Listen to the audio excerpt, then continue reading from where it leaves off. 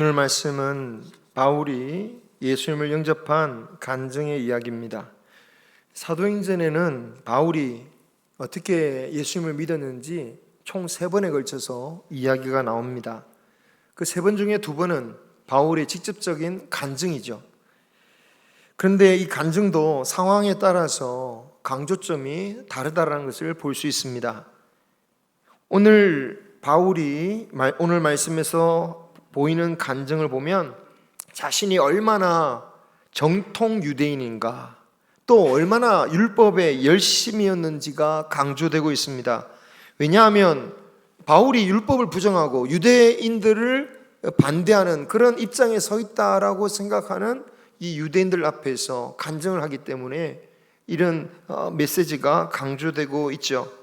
문제는 이런 바울의 간증이 정말 들려질 수 있겠느냐 말이죠.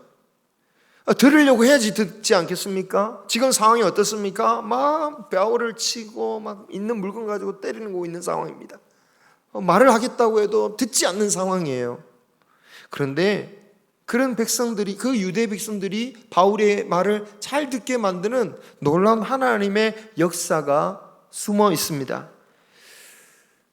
로마 군대가 출동하고 바울을 붙잡은 천부장은 히브리 말을 전혀 모르는 사람이었습니다. 23장 26절에 보면 이 천부장이 자신의 이름을 클라우디오 루시아라고 소개하고 있는데요, 그 이름은 그가 헬라 사람이라는 것을 보여주고 있습니다. 당시 로마의 천부장들은 현대의 그 장교들처럼 그가 여러 지역에, 로마가 지배하는 여러 지역에 돌아다니면서 순환하면서 자신의 보직을 감당했습니다. 그래서 가는 곳마다 그 지역의 말을 다 할 수 있는 것은 아니겠죠. 게다가 그 당시에는 다 헬라 문화였기 때문에 어디를 가든 사실 헬라어가 다 통용되는 것이었습니다. 지금의 영어처럼 말이죠. 그런데 저는 오늘 말씀을 보면서 바울 때문에 소동을 내는 이 유대인들 중에 그 누구도 헬라어로 말하지 않았다라는 것을 느끼게 되었습니다. 원래 아무리 헬라 지역에 있는 그 유대인이라도 이스라엘 오면 히브리 말을 사용했을 것이라고 보여집니다. 그러나 그 자리에 천부장이 끼어서, 이방인이 끼어서 있는 상황 가운데서도 그 누구도 헬라 말로 이 상황을 설명해 주지 않았다라는 것을 주목할 필요가 있다는 거죠. 천부장은 그래서 도대체 무엇 때문에 바울이 이렇게 매를 맞고 있는지 그 상황을 조금도 파악하지 못하고 있었습니다. 아마도 저는 이 모습을 보면서 그 누구도 분명히 그 자리에는 헬라 말을 잘하는 사람들이 있었어요. 왜? 이 처음 선동한 사람들이 누구였죠? 기억하십니까? 헬라파 유대인들이에요. 즉 헬라 지역에서 살던 사람들이 절기를 지키려고 온 사람들이에요. 그 사람들은 히브리 말보다 헬라어를 더 잘하는 사람이에요. 마치 제미동포나 제일동포 자녀들이 자기 그 일본말이나 영어를 더 잘하는 것과 똑같은 거예요. 그런데도 아무런 누구도 헬라어로 이 상황을 설명해 주지 않았기 때문은 아닐까. 저는 충분히 그럴 가능성이 있다고 생각하는 게, 이때까지만 해도 이 유대인들의 입장에서는 율법을 모르는 이방인들은 이 기독교를 핍박하는 데 있어서 오히려 장애가 된다라고 생각했다라는 거예요. 그런 일은 이미 타지에서도 경험해 본 일이고요. 그래서 불법적으로라도 암살하려고 시도를 했던 것이죠. 그래서 아마도 이 유대인들은 어떻게든 이 천부장, 이방인인 이 천부장을 배제하려고 히브리어만 사용했을 거라고 저는 봅니다. 그리고 이렇게 볼 때에 바울이 헬라 말을 사용해서 천부장의 말을 할 때에 그때 천부장이 막 반기면서 너도 헬라 말을 할 줄 아는구나, 이렇게 반겼던 이유이기도 하다는 거죠. 게다가 이 바울의 헬라 말은 원어적으로 보면 매우 정중하고 격식 있는 고급 표현이었어요. 고상한 표현이었단 말이에요. 우리나라 말로는 그게 잘 느껴지지 않지만 이 헬라어 원문은 그렇다는 거예요.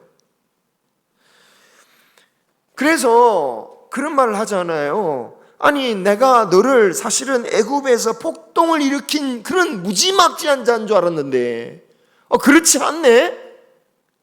그래서 이런 고급스러운 헬라 말을 쓰는 이 바울에게 자신의 그 입장을 변론할 수 있는, 사실은 이게 권리인데 그 권리가 사실 권리가 있다고 해서 주어지는 게 아니지만 이 헬라 말을 사용하는 바울을 보니까 그 권리를 줘야겠다는 생각이 든 거죠.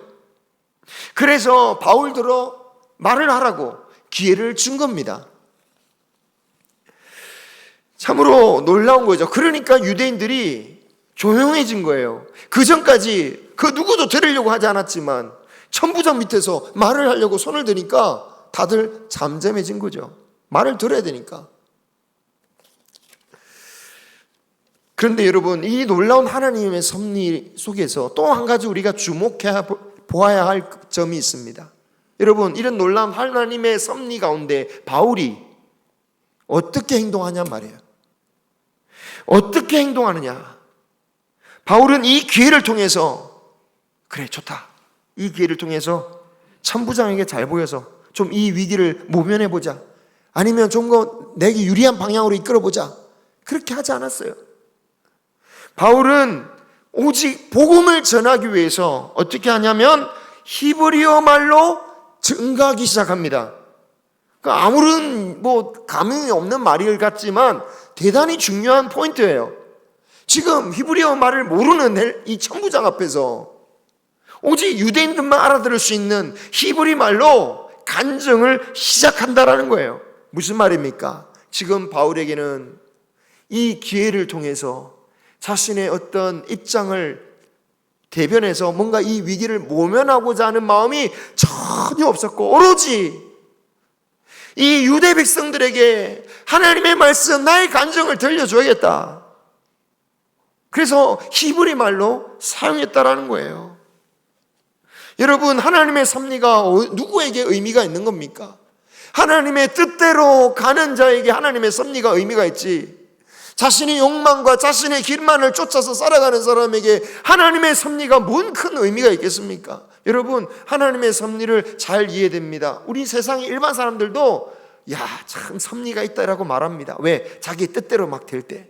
그런데 우리가 하나님의 섭리라고 말할 때는요, 정말 내 자신이 하나님의 섭리대로 뜻대로 행하는지 그걸 보고, 그래, 하나님 섭리 가운데서 내가 이렇게 주님의 일을 하게 하셨구나 라고 고백하길 소망합니다. 그냥 내 뜻대로 됐다고 역시 그렇게 간증하지 말고 그 하나님의 섭리 가운데서 내가 무슨 선택을 하냔 말이에요. 내가 의사가 돼서, 내가 공직자가 돼서 이것이 하나님의 섭리라고 말하기 전에, 그래서 내가 하나님을 위해서 무엇을 하느냐, 직분자가 되어서 무엇을 하느냐, 그게 더 중요한 거 아니겠습니까? 이렇게 천부장의 허락하에 로마 요새 입구에 있는 계단 위에 선 바울은 군중을 향해 손짓하며 히브리 말로 할 때에 군중들이 더 조용해졌다라고 성경 기록하고 있습니다. 왜 그랬을까요? 왜 히브리 말로 하니까 더 조용해졌을까요? 이방인의 편인 줄 알았잖아요. 게다가 지금 천부장을 뒤에 탁 얻고 말하는 거잖아요. 그러면 당연히 이방인의 편에 서서 헬라 말로 할 줄 알았는데 히브리어 말로 하니까 순간 당황한 거죠. 그들에게 바울은 부형들아라고 부릅니다. 아버지와 형제들이여. 유대 사회의 권위자들을 극진히 존중하는 표현이 아버지라는 표현이고, 유대인들을 나의 동포여, 나의 형제라고 부르고 있는 겁니다. 그리고 나서 자신의 정통성에 대해서 말합니다. 비록 내가 이방 나라인 길리기아 다소에서 태어났지만 예루살렘에서 나는 성장했다. 가말리엘에게서 율법을 배웠고 여러분처럼 하나님을 섬기는 데 대한 열정이 있는 사람이었다라고 말하고 있죠. 여기서 가말리엘 제자란 것은 흔히 우리가 서울대로 비교하지만 뭐 학력 높은 걸 얘기한 게 아닙니다. 학력이 뭐 뛰어나다 그런 얘기가 아니에요. 내가 정통 중에 정통이다라는 거예요. 왜냐하면 이 가말리엘이라는 사람은요, 후대 유대인들이 랍비 중에 랍비라고 칭호를 따로 불러줬을 만큼 유대교를 상징하는 인물이었어요. 이런 사람 밑에서 배웠으니 내가 얼마나 정통 유대인이겠느냐라는 거예요. 그리고 이런 정통 유대인, 율법을 지키고 배웠던 나를 부르셨다라는 것은 예수님이 율법을 부인하시는 분이 결코 아니시다라는 것을 말하는 거죠. 이런 바울의 뜻은 자신에게 예수님의 세례를 부어서 영접하게 했던 아나니아를 소개하는 방식에도 나타나요. 율법에 따라 경건하게 살면서 사람들로부터 칭찬받는 사람이다 라고 소개하고 있죠. 12절. 이 표현이 다른 데서는 안 나와요. 처음 예수님 믿었을 순간이나 나중에 다시 한 번 더 소개할 때는 이 표현이 나오지 않아요. 이 아나니아가 어떤 사람이냐? 율법을 잘 지키고 잘 지키는 자다라는 거예요. 그렇게 율법을 잘 지키는 아나니아를 통해서 예수님을 믿었다? 이 말이 뭡니까? 사실은 바울이 이런 말을 하고 싶은 거예요. 율법이 안내하는 최종 목적지가 누구냐? 바로 예수님이시다. 바울은 갈라디아서에서 이 율법의 역할을 초등교사에 비유했습니다. 당시 초등교사라고 불린 직종은요, 어린 아이들을 성인 때까지 지켜주고 안내해주는 일을 했죠. 그래서 아이는 언제까지만 그 말을 들으면 되는 겁니까? 성인이 될 때까지. 성인이 되어서도 초등교사의 말을 듣는다? 그건 아니에요. 뭐 평생 그분이 내 스승이니까 말 듣는다? 그게 아니에요. 성인이 될 때까지만 듣는 거예요. 그 다음에는 자신의 판단으로 살면 되는 겁니다. 그처럼 율법도 예수님께 이를 때까지 따르면 되는 거지, 예수님을 만난 후에도 율법을 따르는 삶을 살면은 안 된다라는 거죠. 성인이 된 자가 다시 초등교사를 따르는 것은 오히려 그것은 거꾸로 된 것인 것처럼 예수님을 믿는 자가 율법의 인도를 받는다라는 것은 거꾸로 가는 것이고 역행하는 것이다라는 거예요. 그러니 바울은 더 이상 율법으로 사람들을 인도할 수 없었던 것이고, 그래서 오직 예수 그리스도에게로 사람들을, 이방인들을 인도하는 사역을 했다라는 겁니다. 여러분, 바울의 간증에는요, 이렇게 직접적으로 설명하고는 있지는 않지만 그러한 뜻이 고스란히 담겨져 있는 거예요. 예수님은 율법을 부인하시는 분이 아니라 율법을 통해서, 율법의 완성은 예수님을 통해서 이루어지는 것입니다. 그럼 왜 이런 하나님의 뜻을 유대인에게는 안전하고 이방인에게만 전하는가? 이런 질문을 염두에 둔 바울은요, 17절에서 자신은 원래 예루살렘으로 돌아와서 성전에서 기도하였다라고 고백하고 있죠. 무슨 말입니까? 바울이 애초에 복음을 전하려고 했던 대상은 누구였다? 이방인이 아니라 유대인들이었다라는 거예요. 그런데 그런 자신을 이방인들에게 보내신 분이 누구시다? 주님이시다라는 거예요. 기도할 때에 환상으로 뵌 주님께서 속히 서둘러 예루살렘에서 나가라고, 바울이 복음을 전해도 유대인들이 듣지 않을 거라고 하셨다는 거예요. 그때에 바울은 이렇게 되물어 여쭈었다고 고백합니다. 11절 한번 보십시오. 같이 한번 읽어볼까요? 시작. 22장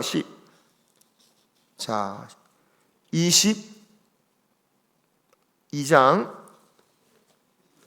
11절. 예. 그 다음에 11절은 간증이 시작되고요. 네네. 19절입니다. 19절 보십시오.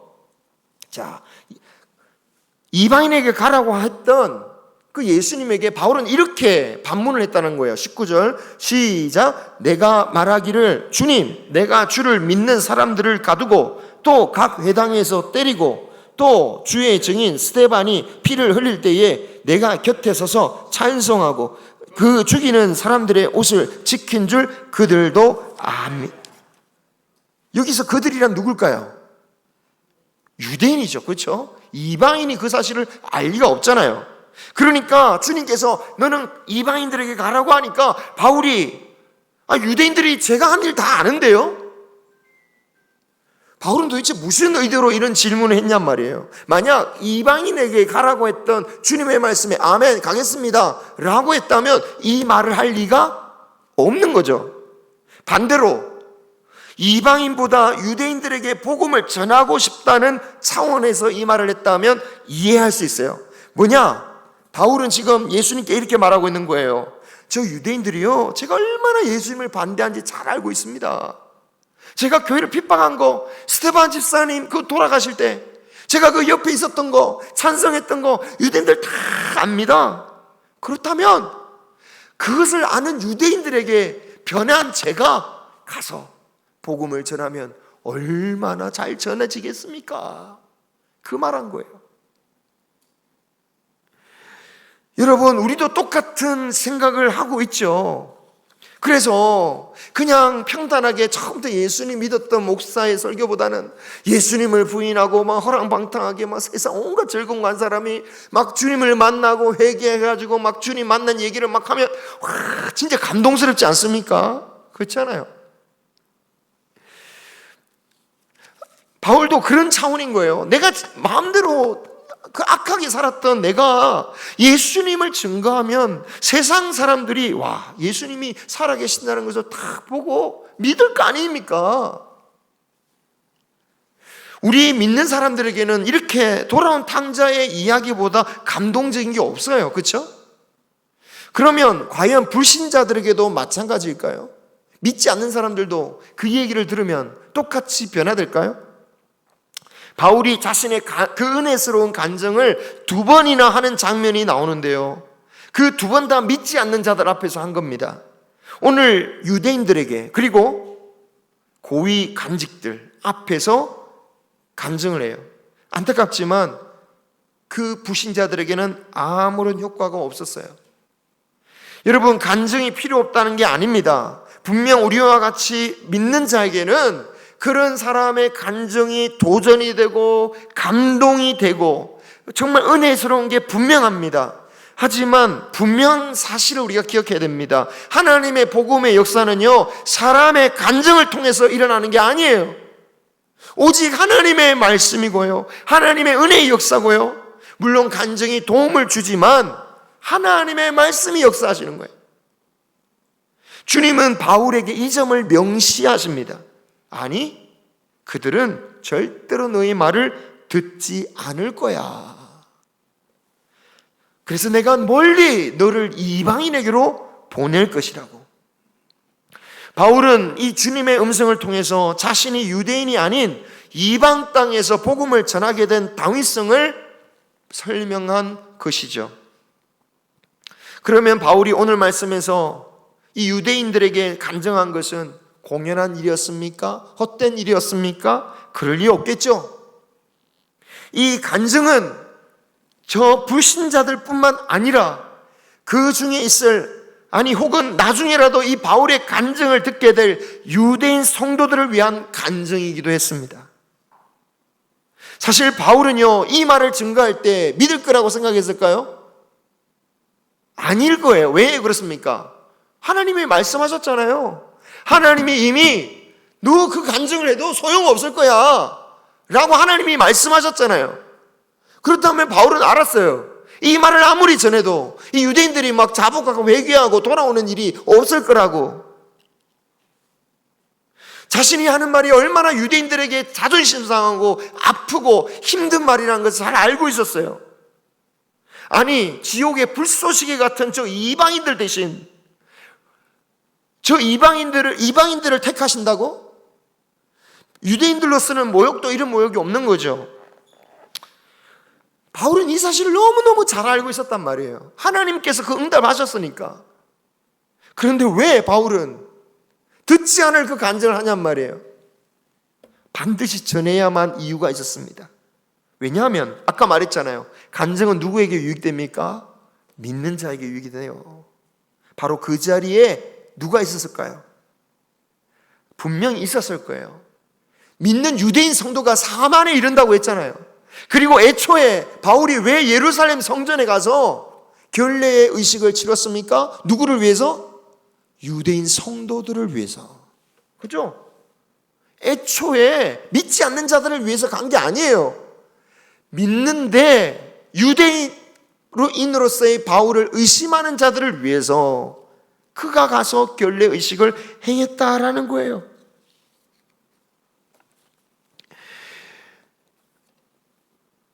그래서 그 자리에 있는 그 유대인 성도들, 아니 하나님의 종이라는 사람이 어찌 유대인보다 이방인들에게서 복음을 전하고 심지어 이방인들에게 율법도 가르치지 않고 아니 하지 말라고 그렇게 복음을 전할 수 있냐라고 의심하던 그 유대인 성도들에게 하나님의 뜻을 분명하게 증거한 거죠. 이로써 바울의 사역을 의심하던 유대인 성도들은 왜 바울을 하나님께서 이방인에게 보내셨을까? 그리고 또 그 은혜를 받아서 하나님을 믿게 된 이방인들을 대해서 우리가 어떻게 대해야 할까? 그들을 어떻게 우리가 맞아야 될까? 그 뜻을 이 바울의 간증을 통해서 알게 되는 것입니다. 반면에 이 간증은 적대적인 유대인들을 더 폭발시키죠. 더 이상 못 참고 소리를 지르고 이런 놈은 세상에서 없애버리자. 성경에 그대로 나오잖아요. 세상에서 없애버리자. 살려둬서는 안 된다 하면서 옷을 벗어던지고 흙먼지를 공중에 뿌리며 난리를 치기 시작합니다. 분위기가 이렇게 되자 천부장은 백부장들에게 이 자를 요새로 끌어가서 채찍질을 하고 무슨 말을 떠들었는지 알아내라고 말하고 있습니다. 이렇게 바울의 1차 간증은 끝이 나지요. 바울이 세상을 돌아다니며 복음을 전가할 때에 많은 사람들이 믿기도 했지만 오늘 말씀처럼 거센 저항을 받을 때도 있습니다. 하나님의 말씀이니까 모든 사람이 아멘하며 받는 게 아닙니다. 만약에요, 여러분 모든 사람이 아멘하며 받는 말씀이라면 그건 의심해 볼 말씀 아닙니까? 그죠? 생명을 가진 자에게는 복음이지만 사망에 이르는 자에게는 심판의 말씀처럼 느껴질 수밖에 없는 게 하나님의 말씀 아닙니까? 바울도 마찬가지입니다. 오늘 말씀처럼 거센 저항을 받을 때가 있었지요. 가장 대표적인 예가 아테네에서 복음을 전했을 때였습니다. 그때 겨우 몇 명의 성도밖에 얻지 못하였다고 어떤 이들은 아테네에서 철학적으로 복음을 전해서 그런 거 아니냐고 비판하기도 했습니다. 그런데요, 그렇게 치면 오늘 예루살렘에서는 몇 명은커녕 단 한 명도 바울의 말에 호응하는 사람이 없어요. 오히려 기존의 성도들조차도 바울 때문에 긴장하고 두려워했을지도 모르겠습니다. 우리는 바울이 예루살렘 성전에서 결례를 행한 이유가 유대인 성도들을 위한 것이었음을 잘 알고 있습니다. 하지만 지금 바울이 이토록 위기에 처했는데 그 누구 한 명도 바울을 위해서 곁에 서거나 위하는 말을 하는 사람이 한 명도 없어요. 한 명도 없어요. 4만 명이나 된다면서요. 한 명도 없어요. 그러면 바울의 사역은 실패한 것일까요? 아니죠. 이러한 바울의 이 생명을 건 간증으로 말미암아 유대인 성도들은 비로소 바울이 어떻게 율법을 받아들이고 이방인 사역을 이어갔는지 제대로 이해할 수 있을 것이고, 바울에 대한 이해만이 아니라 이방인을 향한 하나님의 뜻이 무엇인지, 앞으로 어떻게 이 이방인을 향한 전도와 사명자들을 받아들여야 되는지 그것을 알았을 것입니다. 그리고 이로써 바울이 그토록 예루살렘에 오고자 했던 목적, 여러분 3차 전도여행 끝나고 왜 바울은 이 절기 내에 내가 와야 된다고 계속해서 달려왔습니까? 단 한 가지죠.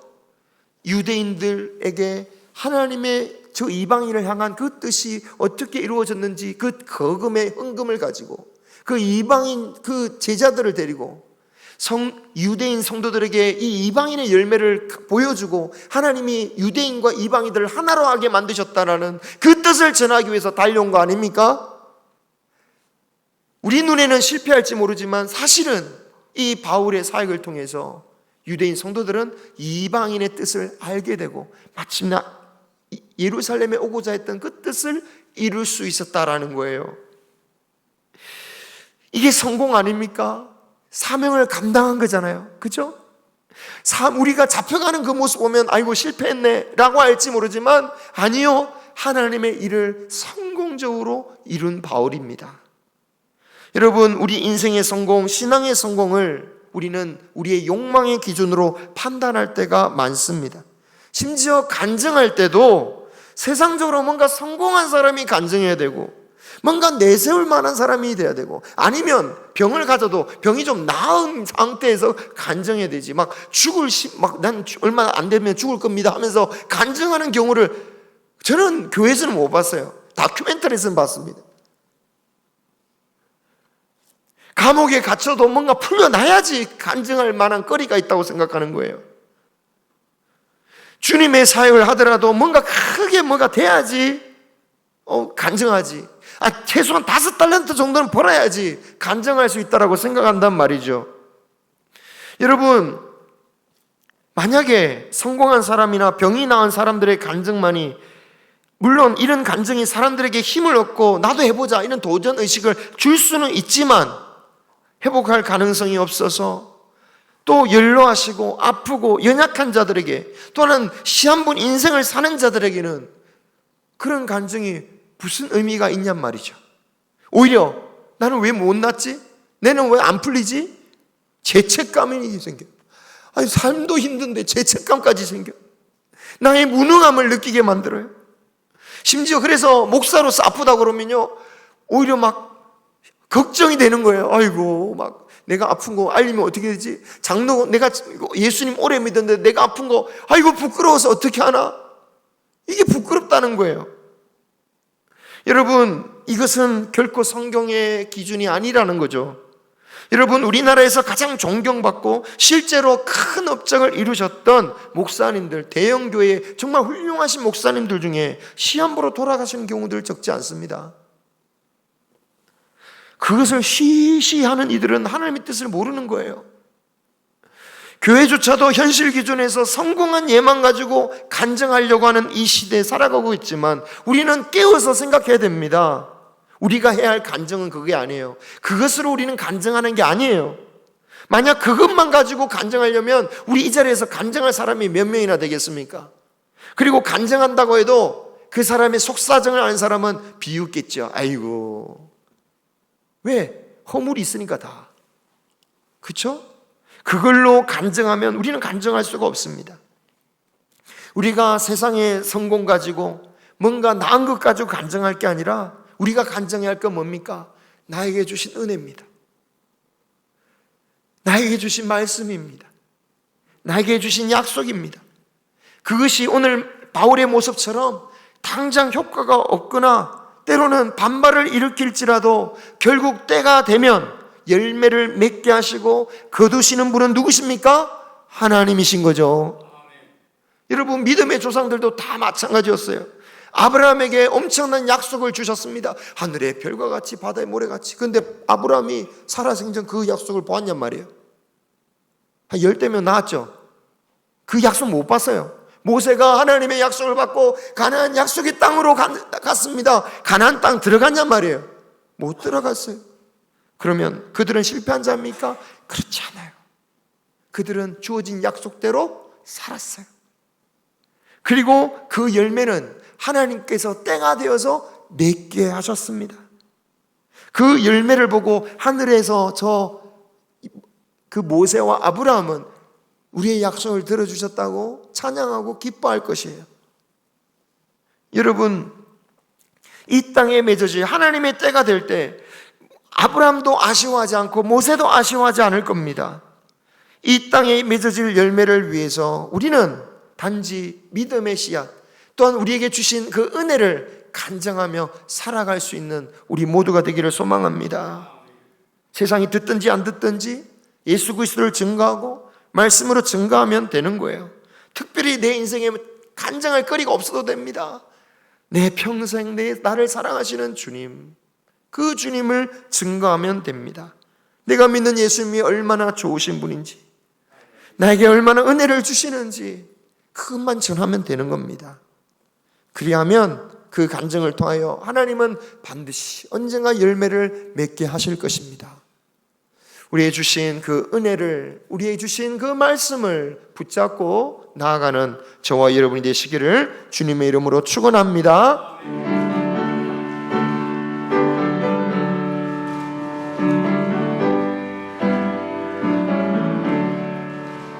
예수 나의 구주 삼고 성령과 배로 서로 동반이 이 세상에서 내 영혼이 하늘의 영광 보이로다.